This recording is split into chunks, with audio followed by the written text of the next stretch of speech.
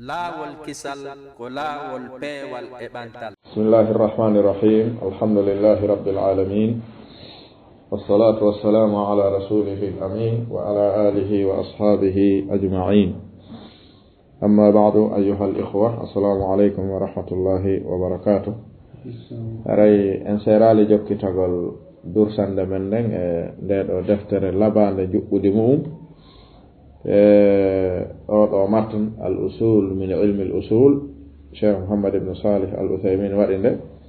ɓe maki fi sana al-thalitha lithanawiyya ɓe woni jannude ndeɗo yi mustawa no towi en tora Allah subhanahu wa ta'ala yo nafir en ɓe gayni en jannude al-kalam bi aqsami al-kalam woni كلام من حيث الخبرية والإنشائية إن جنجيدهم إن فهمي كلام ينقسم إلى خبر وإنشاء. أما من حيث العمل فإن تكو هنا فتشي فادة الحقيقة والمجاز كلام كنا مريدة وجبكو فهمي سنغيني في علم الكلام إنغيني فيو مجيب بأنه فو إن فهمي كلام دوبيوني مجيب ko ɗum karama ko ɓe ŋiñirta ɗum ɓe na ulama ul kalam ma ɓe ilmul kalam ko ɗo ɓe faami joni ɓe jannuɗen al amr tariful amr sigatul amr ma taqtadihi al amr ɗiɗo tati jangetengal ɗo damal kon woni al amr kon ɗum andirten ɗum ɗo ko amr sigaji mum ɗi kon al amru firti yaqtadi al wujub aw al istihbab aw al ibaha ma kon fam ta'rifuhu bi al amr qawlun ko kongol yatadammanu ingol mobi talabul fi'li dabbugol kugal yo wadi ala wajhi al isti'la e dow bange wontirgol dow hara ko wontirɗo dow ɗaɓɓiri wontirɗo ley yo waɗu gollal ngal ko ɗum sellata wi'ede amr wonɗo ley si yamiri wonɗo dow wiyatake amr ma la budda an yakuna ala wajhi al isti'la wonɗo dow on yamira wonɗo ley on wona noon amr mislu wa aqimu salata wa atu zaka ɗum ɗo ko amr ko waɗi ko joomi no wonɗo dow on yamire wontiran ɗo dow فخرج بقولنا قول الإشارة يلتني ندرو الإشارة سبقل فلا تسمى دون ياتاك أمرا سيقول سبك أفامي كو سبيكو أميك ألاتني كو سبيكو وياتاك أمر وإن أفادت معناه أي ستوي فنفريكو فاناكو سميني دو جوني ay mika on be feneter hunko ara afami ko mi fala ko awadi dum kadi kono hada la yusamma amra kon non ko awadi ko min ma ko kono la yusamma hada amran wa in afadat ma'nahu minni jonni ay mika soki ko na dum yebamma afami kono la yusamma amra fil bab wa kharaja bi qawlina talabul fi'l woni ɗaɓɓugol gollal yo woodu en yaltinay ɗon annahyu li annahu talabu tark nahyu kañum ko talabu tark wana talabu fi'l ko ɗum si ɗum no wiyatake amr wal muradu bil fi'l al ijad ko faandi ɗen ɗo e talabul fi'li ko woodingol ko alani waɗ ko bay ala min ya waɗano fa yashmulu al-qawl al-ma'mura bihi hino huɓita ɗon konngol yamirangol ngol e mu'un yo waɗe wol naata e nder ɗon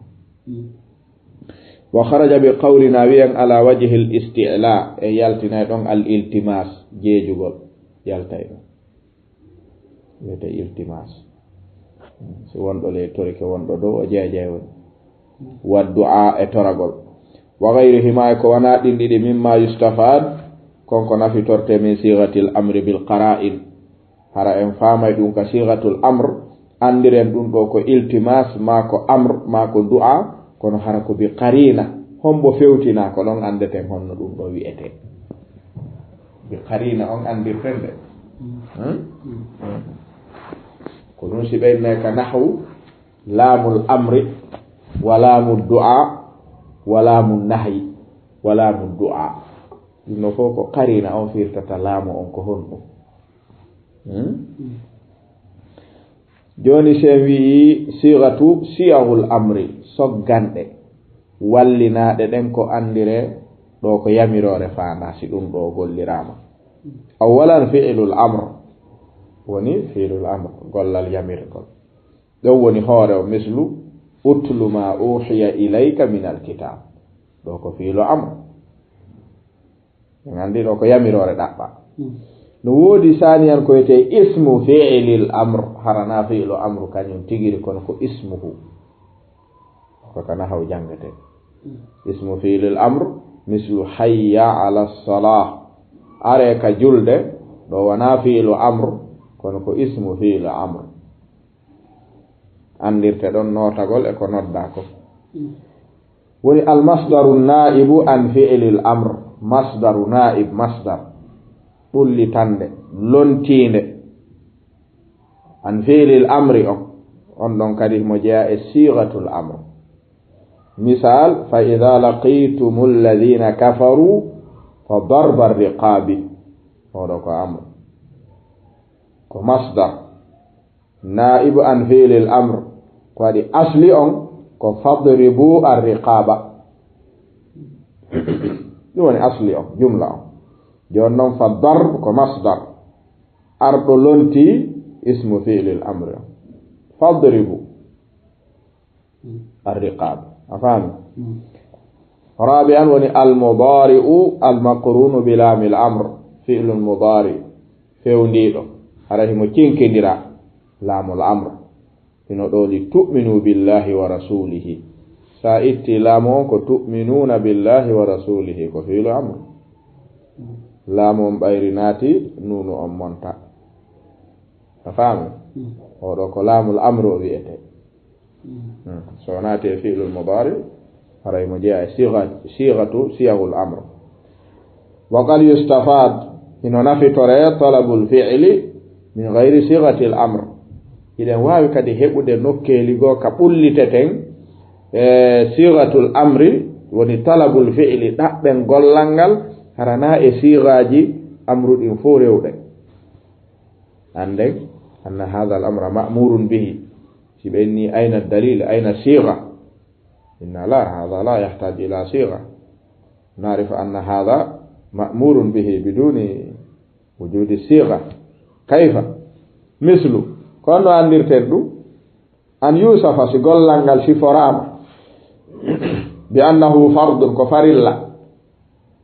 hollali no hana waɗede ayna ismu ayna sigatul amr ala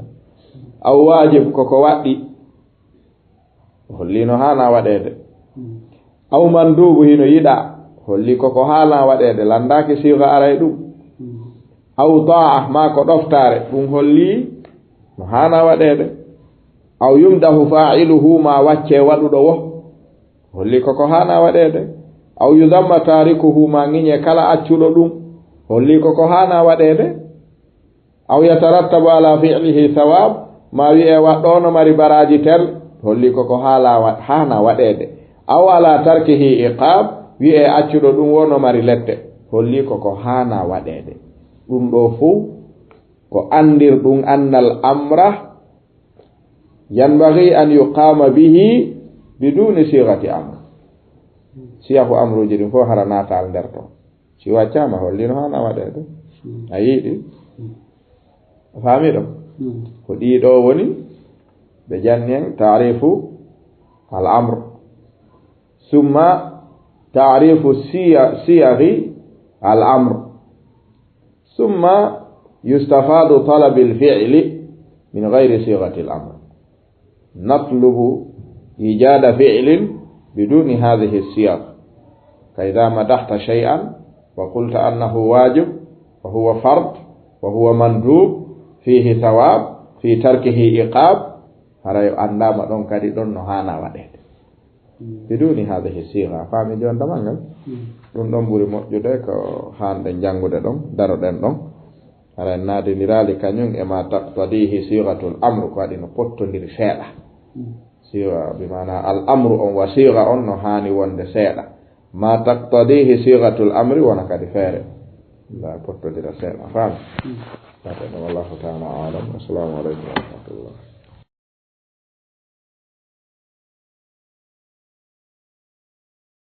laawol kisal ko laawol peewal e ɓantal.